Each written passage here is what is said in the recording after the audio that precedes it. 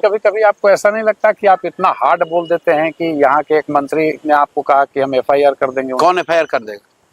अशोक चौधरी ने कहा कि ना वो किए हैं, जाके मानहानि बेचारे किए हैं, सर्वदलीय नेता नीतीश अशोक चौधरी। देखिए हम लोग यहाँ सुनते हैं, सर्वदलीय कैसे? मैं बता रहा हूँ कैसे। जैसे हम लोग सुनते हैं ये नेता इस दल में थे, छोड़कर दूसरे दल में चले गए, दूसरे दल को छोड़कर तीसरे में चले गए। अशोक चौधरी इन सब से ऊपर है। उन्होंने इतना दिमाग लगाया कि एट ए टाइम हम सब दल में रहेंगे। तो उनके पिताजी कांग्रेस में, ये खुद जदयू में, बेटी लोजपा में, दामाद आरएसएस भाजपा में, और अब कोई हमने बताया भाई एक आरजेडी बचा है, उसमें कोई भागा भगिनी भतीजा बेटा भाई किसी को डाल दो। तो इसलिए मैंने कहा ये सर्वदलीय नेता है, किसी भी दल को वोट दोगे इसी को जाएगा। जैसे हम लोग कहते हैं ना भोजपुरी में कि घी चाहे दाल में गिरे भात में गिरेगा थाली में ही। तो अशोक चौधरी सर्वदलीय नेता है।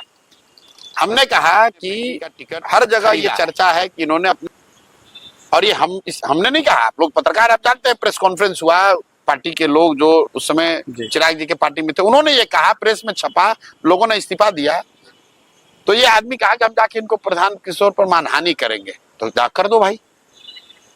अभी दिलीप जायसवाल ने, आपने सुना होगा, कहा कि हम प्रशांत किशोर पर साइबर थाना में केस किए हैं। अब बताइए इस भाजपा का राज्य का अध्यक्ष वो केस किया है और अभी तक पुलिस हम तक आई नहीं, हमारे पास आई नहीं भाई। या तो पुलिस उसकी सुन नहीं रही है, फर्जी बोल रहा था ये आदमी। अगर दिलीप जायसवाल ने केस किया है तो साइबर क्राइम वाले अफसर क्या उसकी बात सुन नहीं रहे हैं, या दिलीप जायसवाल ने सबको बेवकूफ बनाया? तो प्रशांत किशोर इस तरह की गिदड़ भपकी से डरने वाले नहीं है। प्रशांत किशोर यहाँ बालू माफिया नहीं है, शराब का धंधा नहीं करते हैं, किसी से 1 रुपया नहीं लिए हैं, किसी सरकारी पद पर नहीं है, बड़े बाप के लड़के नहीं हैं।